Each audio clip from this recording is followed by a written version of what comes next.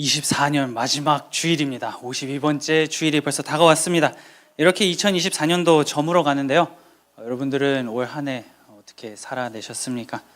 굉장히 각자의 개인의 삶을 좀 돌아보면 다사다난했던 해이지 않았을까 그렇게 생각을 합니다.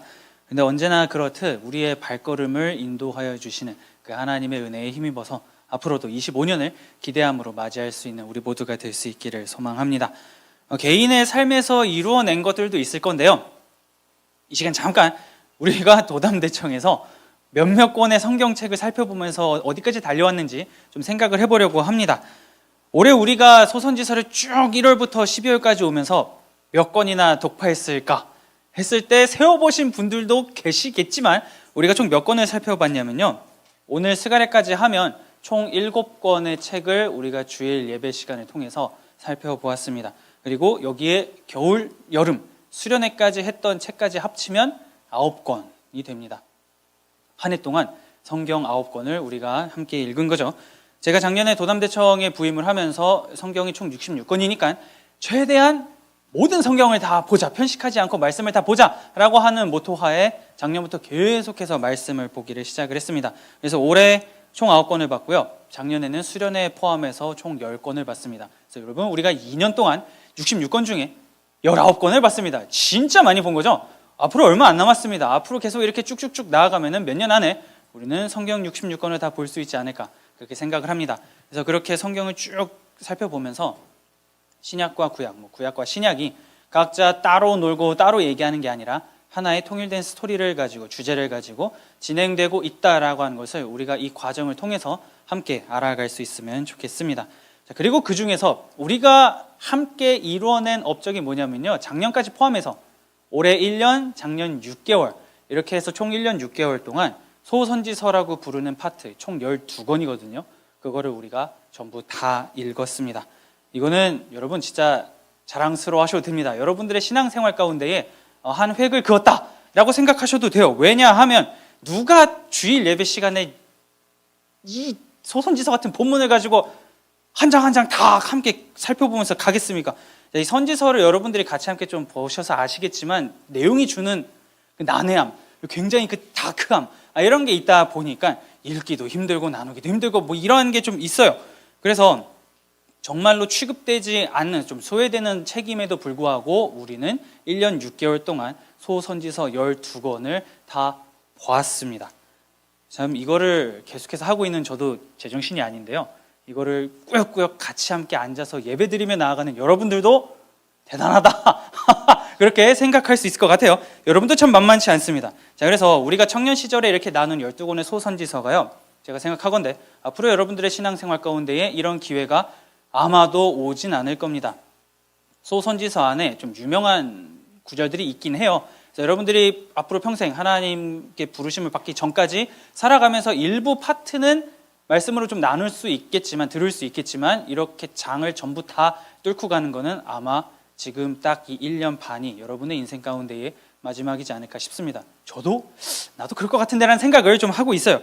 자, 그래서 이 말씀을 생각을 하면, 이 말씀을 들으면서 여러 가지 생각을 하셨을 겁니다. 당초에 무슨 말인지 모르겠다, 너무 은혜가 된다, 혹은 이게 정말로 이 시대를 살아가는 이 청년의 시대에, 청년 세대에게 맞는 말이냐, 이제 이러한 생각을 하실 수도 있었겠는데, 뭐가 됐건 1년 6개월간 고생하셨고 이제 마무리 단계에 접어들었습니다. 그러면 스가랴가, 우리가 지난 시간까지 쭉 살펴봤던 이 스가랴가 마지막 14장에서 무엇이라고 얘기하며 그 책을 닫는지 우리가 좀 보려고 합니다.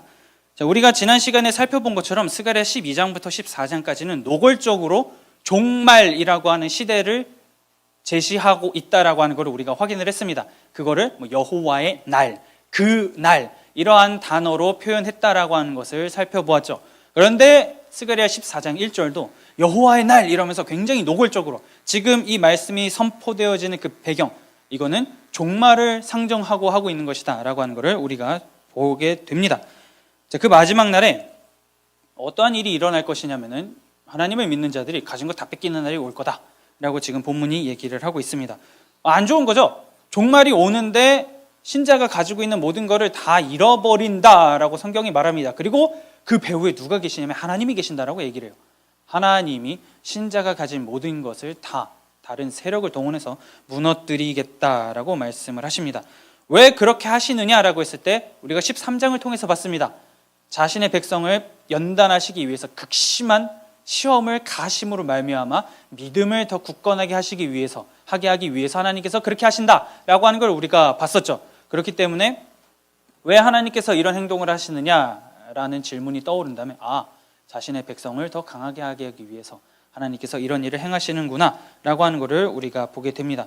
그렇게 해서 하나님이 이방을 사용해가지고, 그러니까 믿는 자, 여기 본문에서는 예루살렘이죠. 예루살렘을 빡 하고 칩니다. 그랬더니 하나님께서 다시 너는 왜 이러냐 이러면서 이방을 오히려 또 한 대 치는 이상한 장면이 나와요. 이방을 들어서서 믿는 자를 공격하게 하시고선 다시 이방한테 너 왜 그래? 라고 하면서 그들에게 심판을 가하시는 장면이 나옵니다. 이거 도대체 왜 이러냐라고 생각을 하실 수가 있는데, 우리가 지금까지 선지서를 통해서 보면서 이제는 좀 우리도 알게 되죠. 하나님께서 자신의 백성이 말을 듣지 않거나 할 때에 이방 세력을 동원해서 그 국가 이스라엘을 치는 거는 우리가 많은 본문들을 통해서 살펴보았습니다.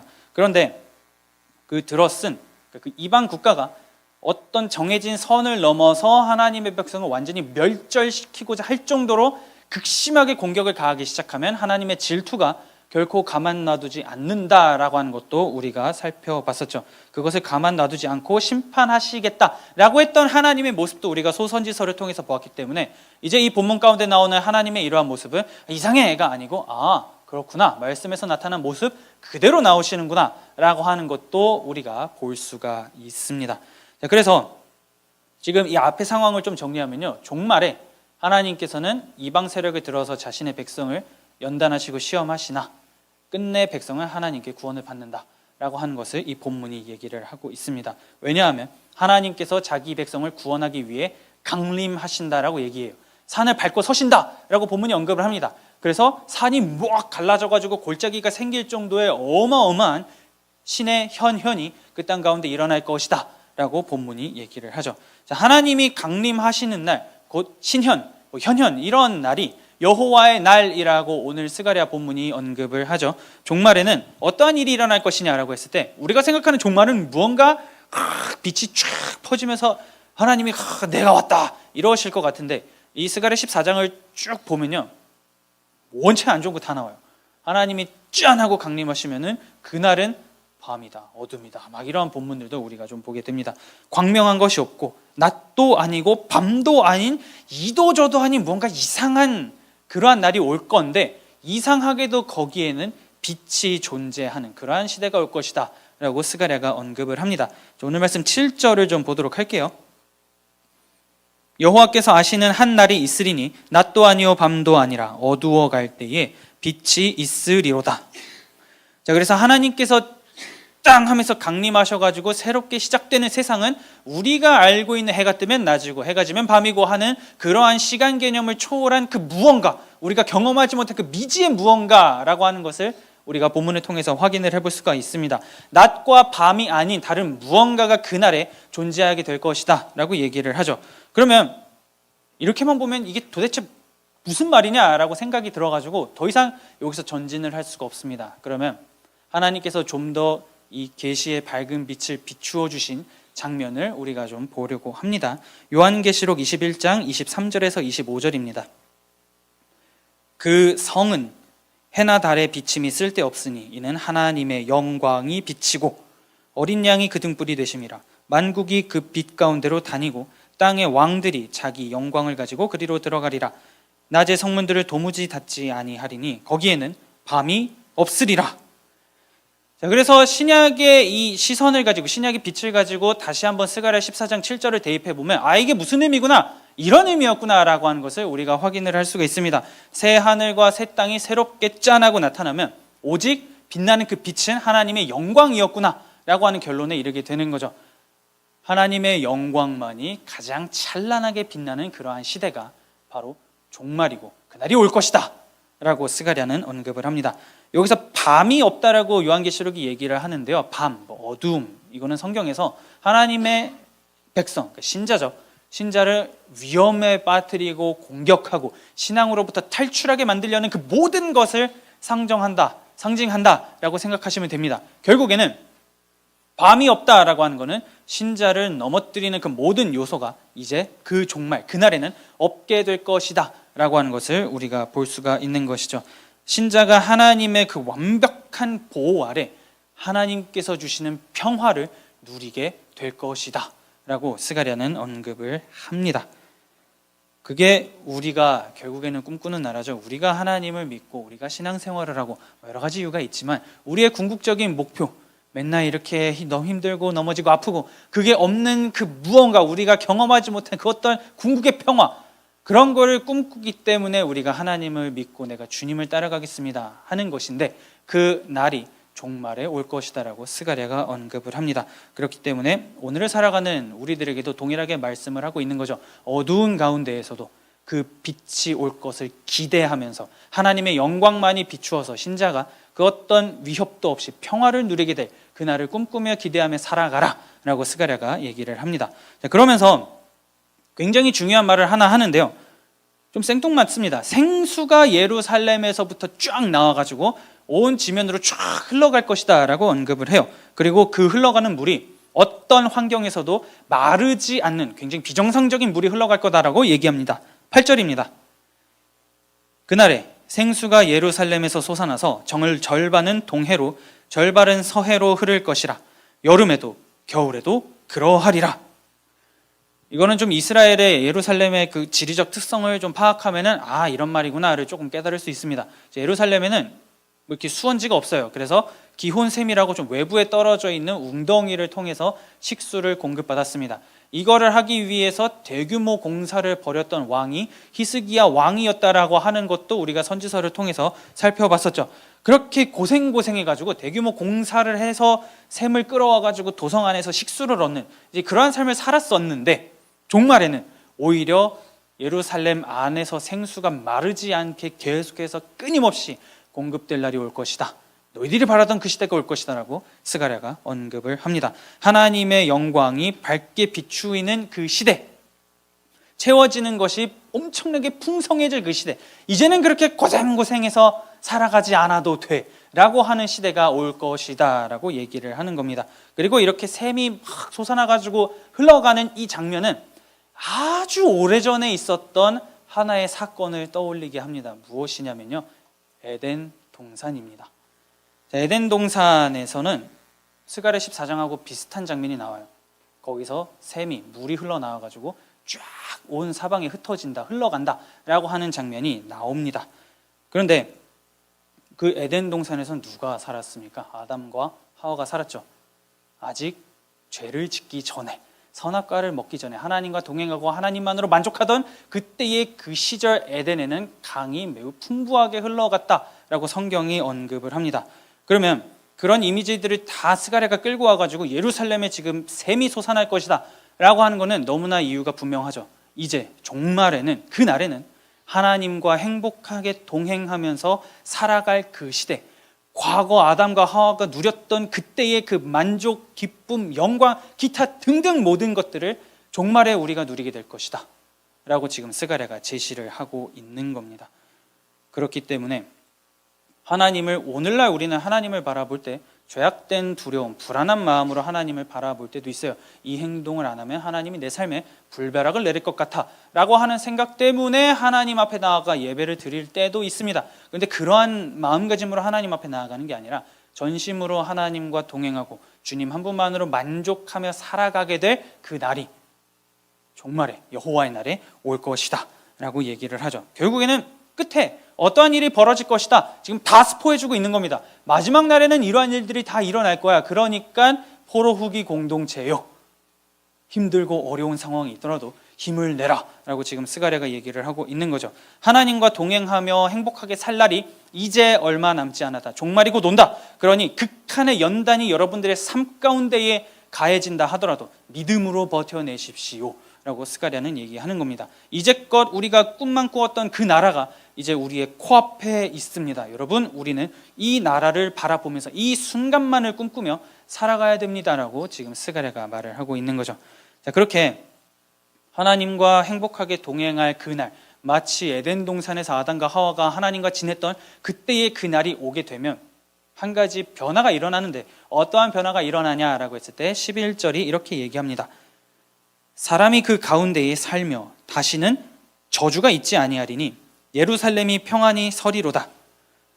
저주가 있지 않다라고 나왔습니다. 여러분들은 저주를 어떻게 보십니까? 뭐 남을 막 비방하는 거, 뭐 미워하는 거, 진짜 이거보다 더 심각한 그 어떤 거를 저주라고 생각하실 수도 있는데요. 성경이 말하는 저주가 뭐냐면요, 씨를 말려 죽이는 게 성경이 말하는 저주입니다. 완전히 멸절시키는 것, 하나님의 진노 앞에 모든 걸 쓸어버리는 게 성경이 말하는 저주입니다. 그런데 그 저주가 다시는 없을 것이다라고 오늘 본문이 얘기하고 있는 거죠. 왜냐하면 앞전에서도 살펴봤듯이 그날은 하나님의 영광만이 밝게 비추이는 날이기 때문에 밤이 없고 이미 샘이 솟아나가지고 모두가 하나님과 행복하게 함께 동행하는 날이기 때문에 그 어디에도 하나님의 진노로 인한 멸절을 찾아볼 수가 없는, 저주를 찾아볼 수 없는 그러한 날, 그러한 시대가 바로 마지막 날이다라고 스가랴가 얘기를 합니다. 그렇기 때문에 백성들에게 무엇이 없는가라고 우리가 다시 생각을 해보면, 하나님 앞에 죄를 지었을 때 우상을 숭배한다거나 이러한 내용은 구약에 많이 나옵니다. 그때마다 하나님께서 내가 이들을 다 없애겠다 라고 말할 때 그 단어가 여기서 나오는 저주와 동일하다라고 생각을 하시면 됩니다. 그런데 그 저주가 있지 않다, 그러면 지금 이 안에 살아가는 백성들의 마음 가운데에도 죄악이 없다는 거죠. 날마다 그 백성을 무너뜨렸던 그 죄, 오늘날 우리도 마찬가지죠. 그러한 죄가 아예 없는 그러한 날이 올 것이다, 완전히 꿈만 같은 날이 올 것이다 라고 얘기를 합니다. 죄악이 존재하지 않는 날이기 때문에 하나님으로부터 저주를 받을 일도 없고, 저주를 받을 일이 없으니 진멸당할 일도 없는 날이 마지막 날 여호와의 날이다라고 본문이 언급을 하는 거죠. 이러한 본문이 이런 저주, 이러한 게 원래는 어느 대상을 향해 쓰여졌냐면요, 보통 이방인을 대상으로 이 저주라는 단어가 쓰였습니다.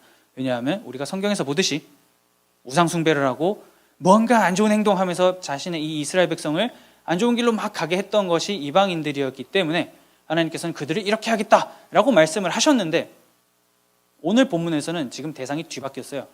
너희에게 저주가 있지 않을 것이다 라고 하는 것은 하나님의 백성이라 할지라도 그가 하나님께서 보시기에 좋지 않은 행동들 여러 가지를 하게 된다면 하나님의 저주, 하나님의 진노, 이거를 헤렘이라고 하는 단어로 사용을 하는데, 이 헤렘이 하나님의 자녀에게도 동일하게 흘러갈 것이다. 근데 그게 없을 거야 라고 하는 것을 우리가 보게 되는 겁니다. 아무리 하나님의 백성이라 하더라도 하나님의 사랑을 멸시하고 짓밟는 행동을 계속해서 한다면 그도 하나님의 저주 앞에서, 그 저주라고 하는 범위 안에서 도망칠 수 없는 존재다. 경각심을 가져라 라고 하는 얘기로 우리가 해석을 할 수 있는 거죠. 우리도 마찬가지입니다. 때로 사랑이라고 하는 것을 우리는 굉장히 왜곡을 합니다. 뭔가 내가 어떤 잘못을 해도 무조건적으로 품어줘야 될 것 같은 게 사랑이라고 우리는 생각을 하고, 그 사랑을 누구한테 대입을 하냐면 하나님한테 대입을 합니다. 내가 주님의 자녀라면 내가 무슨 짓을 해도 나를 사랑하셔야 되는 거 아닙니까? 나에게 벌을 내리면 그건 하나님이 아니지, 그건 사랑이 아니지 라고 생각을 우리가 합니다. 그래서 하나님을 원망을 하는데 선지서에서는 분명하게 보여주죠. 잘못한 건 매를 맞아야 되고 잘한 거는 하나님께서 칭찬할 것이다 라고 하는 거를 선지서가 얘기한다라고 하는 거 우리가 놓쳐서는 안 됩니다. 누구든지 하나님을 사랑한다라고 말한다 할지라도 하나님이 어떤 분이신지 아는 거에는 관심이 없는 채 내가 생각하는 사랑만 하나님 안에 대입을 해서 하나님의 사랑은 이런 것이니까 하나님의 사랑은 이 정도 범위 안에서 움직여야 돼 라고 생각한다면 결국에는 이걸 바꿔 말하면 뭐라고 표현할 수 있냐면 그 사람은 하나님을 사랑하지 않는다 라고 우리가 얘기할 수 있는 겁니다. 그러면 하나님을 사랑하지 않는다, 이방인과 다를 바 없다, 다시 또 나아가면 저주받을 존재다 라고 하는 것까지 우리가 나아갈 수가 있는 겁니다. 사랑을 하면 대상을 더 알기를 소망하고, 대상을 더 알기를 소망하면 무엇을 안 좋아하고 무엇을 좋아하는지 이러한 쪽으로 나아가게 됩니다. 그렇기 때문에 우리가 하나님을 사랑한다라고 고백을 한다면 나는 지금 하나님 앞에 어떻게 살아가고 있는가, 이거를 우리가 날마다 경각심을 가지고 돌아볼 수 있으면 좋겠습니다. 그런데 우리도 일찍이 이렇게 하나님께서 보시기에 저주받아 마땅한 존재다, 그런데 하나님이 구원했어 라고 성경이 얘기를 합니다. 에베소서 2장 3절에서 5절입니다. 전에는 우리도 다 그 가운데에서 우리 육체의 욕심을 따라 지내며 육체와 마음에 원하는 것을 하여 다른 이들과 같이 본질상 진노의 자녀이었더니 긍휼이 풍성하신 하나님이 우리를 사랑하신 그 큰 사랑을 인하여 허물로 죽은 우리를 그리스도와 함께 살리셨고 너희는 은혜로 구원을 받은 것이라. 본문이 분명하게 얘기를 합니다. 하나님이 어떤 분이신지 안다면 하나님을 더 깊이 묵상하고 사랑하고 하나님께서 원하시는 길로 나아가야 된다. 왜냐하면 본질상 진노의 자녀를 하나님께서 값없이 은혜로 구원하여 주셨기 때문에 그 은혜가 무엇인지 안다면 하나님 앞에 더 나아갈 수 있어야 된다라고 본문이 얘기하죠. 그렇기 때문에 하나님을 향한 경건한 두려움, 이걸 경외라고 보통 표현을 합니다.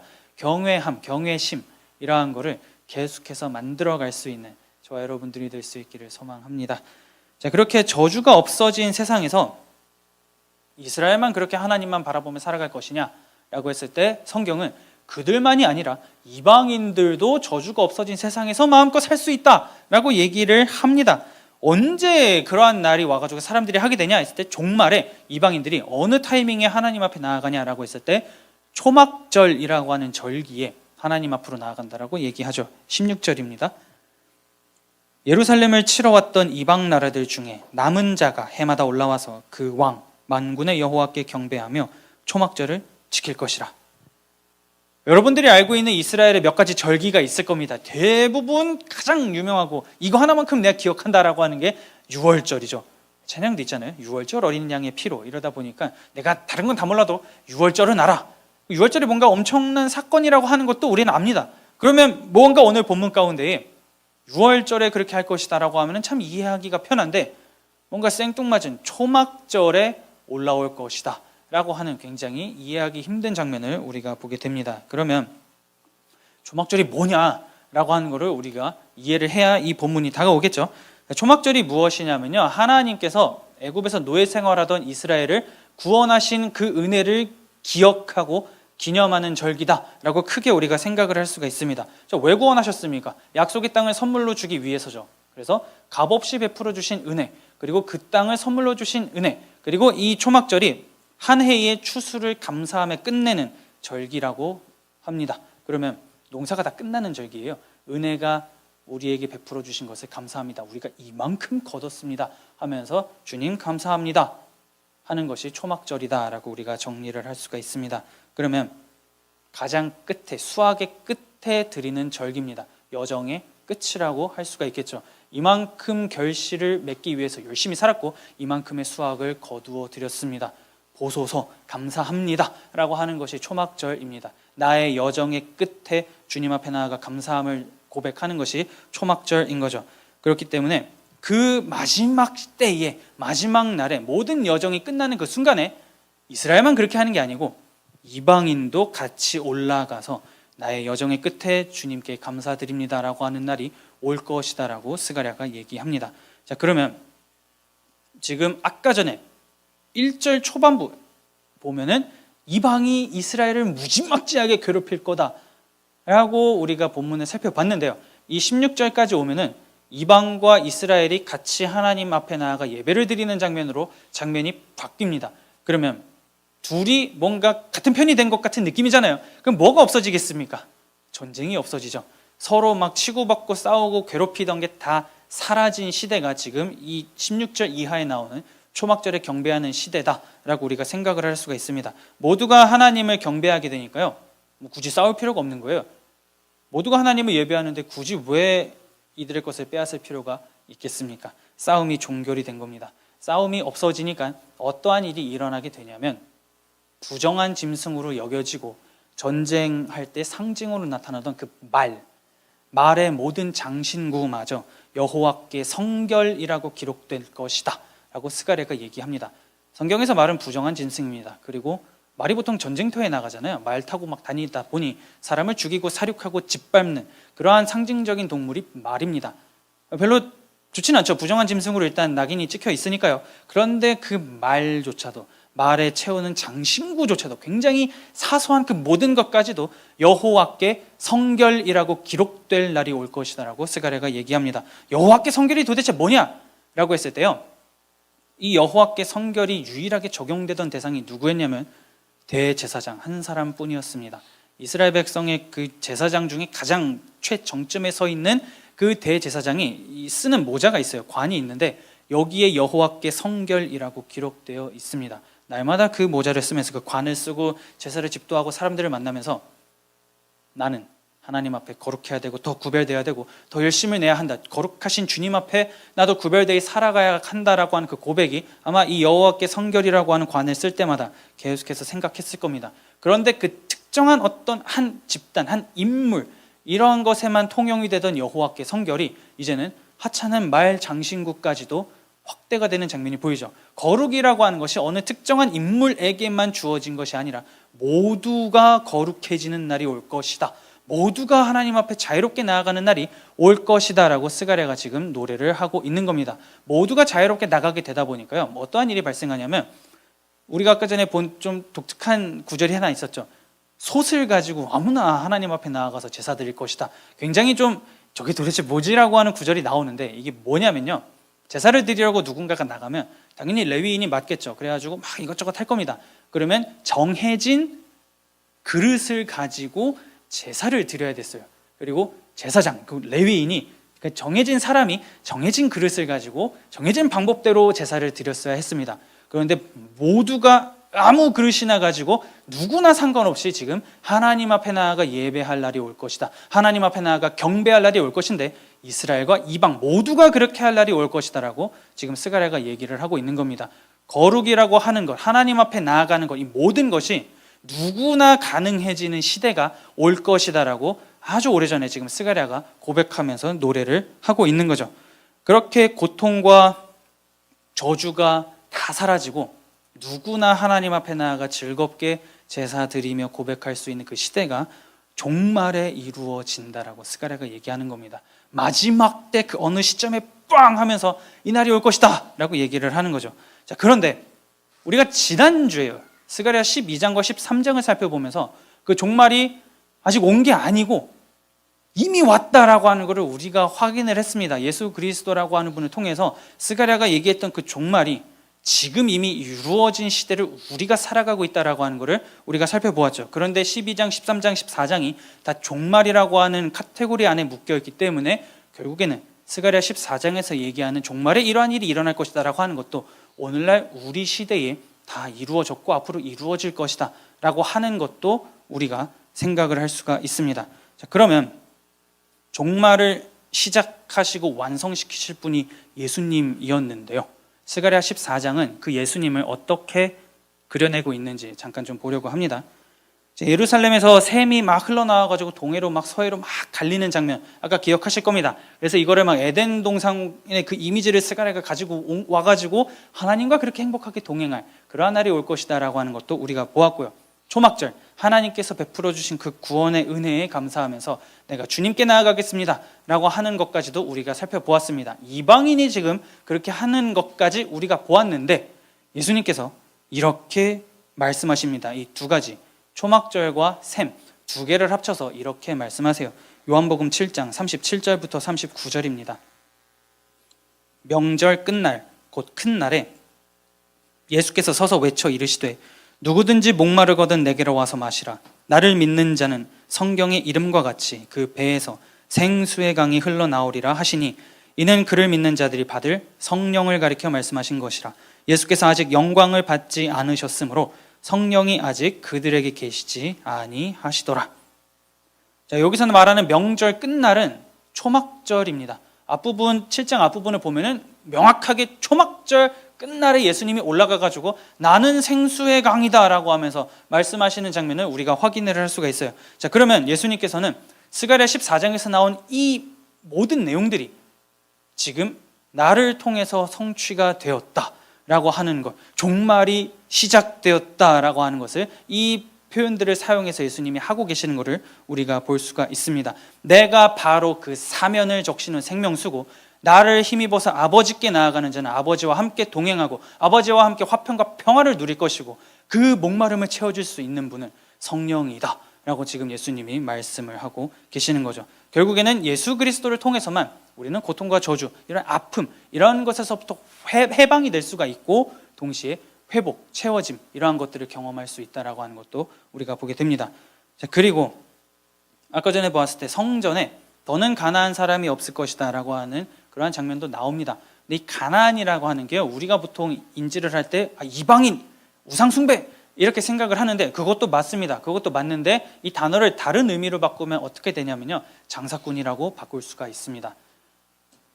우상숭배잖아, 장사꾼, 이러한 단어가 가나안 동일하게 이제 쓰이는데요, 가나안 사람이 성전에 없을 것이다. 두 가지가 다 접목이 되는 거겠죠. 우상을 숭배하면서 하나님 앞에 나오는 자 없을 것이고, 성전 안에서 장사하는 자 없을 것이다 라고 얘기를 합니다. 자, 그런데 예수님께서 이렇게 행하셨죠. 마태복음 21장 12절에서 13절입니다. 예수께서 성전에 들어가사 성전 안에서 매매하는 모든 사람들을 내쫓으시며 돈 바꾸는 사람들의 상과 비둘기 파는 사람들의 의자를 둘러 엎으시고 그들에게 이르시되 기록된 바 내 집은 기도하는 집이라 일컬음을 받으리라 하였거늘 너희는 강도의 소굴을 만드는도다 하시니라.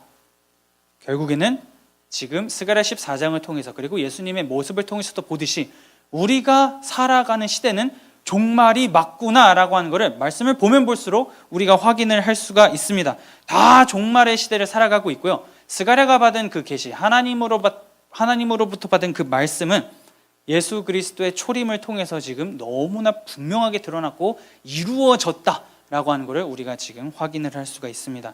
그러면 우리에게 남겨진 과업이 도대체 무엇이냐라고 했을 때 분명한 거죠. 내가 다시 올 거야 라고 예수님이 말씀을 하셨거든요. 그러면 이 땅을 살아가면서 예수 그리스도의 재림을 기다리는 것이 오늘을 살아가는 신자가 가져야 할 행동이구나 라고 하는 것을 우리가 확인을 할 수가 있습니다. 물론 힘들죠. 예수님의 그 재림을 기다리면서 그 재림을 기대하며 살아가는 게 생각보다 쉽지는 않습니다. 빛과 어둠은 같이 있을 수가 없어요. 빛을 계속해서 우리가 내고자 하면은 그 빛을 끄기 위한 어둠의 공격이 정말로 많이 다가옵니다. 그것 때문에 우리는 너무나 많이 힘들어하고 엎어지고 눈물을 흘리며 살아가요. 이유 없는 고난도 있습니다. 그런데 지금 하나님께서는 스가랴 12장부터 14장까지 모든 걸 다 말씀해 주셨습니다. 종말에 이러이러한 일들이 일어날 거다라고 답을 다 주셨죠. 궁극에는, 마지막에는 누구도 경험하지 못한 엄청난 회복이 있을 것이다 라고 하나님이 모든 걸 다 스포해서 우리에게, 그리고 스가랴 시대를 살아가는 그들에게 다 알려주셨습니다. 하나님은 너희가 나를 신뢰한다면, 내가 지금까지 이루어낸 이 약속들을 너희가 믿는다면 당연히 내가 앞으로 하게 될 그 모든 것들이 더 있고 그게 반드시 이루어질 거라는 걸 너는 믿느냐? 너 믿니? 라고 지금 하나님이 묻고 계신다라고 하는 것도 우리가 볼 수가 있는 겁니다. 이렇게 말씀을 신실하게 지켜가시면서 때와 상황에 맞게, 그 시간의 흐름에 맞게 점차 점진적으로 하나씩 이루어 가시는 분이 하나님이시라면 이런 신적 존재는 여러분 신뢰할 만하죠. 한 입으로 두 말하는 존재가 아닌 분이 하나님이라고 하는 것을 우리가 지금 이 말씀을 통해서 보게 되는 겁니다. 시대가 지나면서요, 이 계시라고 하는 빛이 점차 밝아지면서 누릴 수 있는 유익이 있습니다. 그 유익이 뭐냐면 하나님의 말씀, 그 하나님의 약속이 성취된 장면을 보는 그 유익이 있거든요. 봤습니다. 스가랴 14장, 13장, 12장을 통해서 하나님께서 종말의 마지막 날에 이러한 일이 있을 거야 라고 한 그러한 일들이 예수님을 통해서 이루어진 것을 우리는 압니다. 말씀을 통해서 알아요. 그렇기 때문에 앞으로 아직 이루지 않으신 일들이 있는데 이거는 예수님께서 재림하시면 이루실 거구나, 오셨으니까 다시 오실 것도 맞겠구나라고 하는 그 확신, 그 믿음, 그 소망을 가지고 계시의 빛이 더 밝게 비추이는 오늘의 시대에 우리는 하나님을 더 신뢰하면서 살아갈 수 있게 되는 그러한 유익이 있는 거죠. 그 궁극의 날을 다루는 스가랴 14장을 마찬가지로 신약의 빛을 통해서 좀 더 확장된 계시의 빛을 통해서 좀 보고자 합니다. 요한계시록 22장 3절에서 5절입니다. 다시 저주가 없으며 하나님과 그 어린 양의 보좌가 그 가운데에 있으리니 그의 종들이 그를 섬기며 그의 얼굴을 볼 터이요 그의 이름도 그들의 이마에 있으리라. 다시 밤이 없겠고 등불과 햇빛이 쓸데없으니 이는 주 하나님이 그들에게 빛이심이라. 그들이 세세토록 왕노릇 하리로다. 이렇게 해서 스가랴 14장을 마무리하려고 합니다. 여러분 1년 6개월간 12권의 소선지서를 같이 함께 나누시느라 너무나 고생하셨습니다. 이 많은 내용이 참 오고 갔지만요, 그거 하나만 딱 기억하실 수 있으면 좋을 것 같아요. 하나님은 약속을 신실하게 이루어 가시는 분이시니 나는 그분을 신뢰할 만하고 나는 그분을 믿을 만하니 주님 나에게 믿음을 주시옵소서라고 하는 것, 이 한 가지, 이거 한 가지만큼은 우리가 인생을 살아가면서 놓지 않을 수 있으면 좋겠습니다. 그래서 다가올 우리의 미래도 기쁨으로 오겠구나라고 하는 것을 꼭 기억합시다. 그래서 우리의 그 인생을 하나님께서 이루실 것들을 생각하면서 기대와 기쁨으로 살아갈 수 있으면 너무나 좋을 것 같습니다. 마지막으로 성경 구절 하나 보고 마무리하겠습니다. 요한계시록 22장 20절에서 21절입니다. 이것들을 증언하신 이가 이르시되 내가 진실로 속히 오리라 하시거늘 아멘. 주 예수여 오시옵소서. 주 예수의 은혜가 모든 자들에게 있을지어다. 아멘. 회복은 이미 시작되었습니다. 누구도 막을 수 없는 회복이 우리의 삶 가운데에 준비되어 있고 확장되어 가고 있습니다. 우리 눈앞에 있는 그 회복을 바라보면서 이제는 그 회복이 보이죠. 그 보이는 회복을, 앞에 놓인 회복을 보면서 끝까지 포기하지 않고 믿음의 경주를 해서 그 종착 지점까지 달려가기를 쉬지 않을 수 있는 저와 여러분들이 될 수 있기를 마음 다해 축복합니다.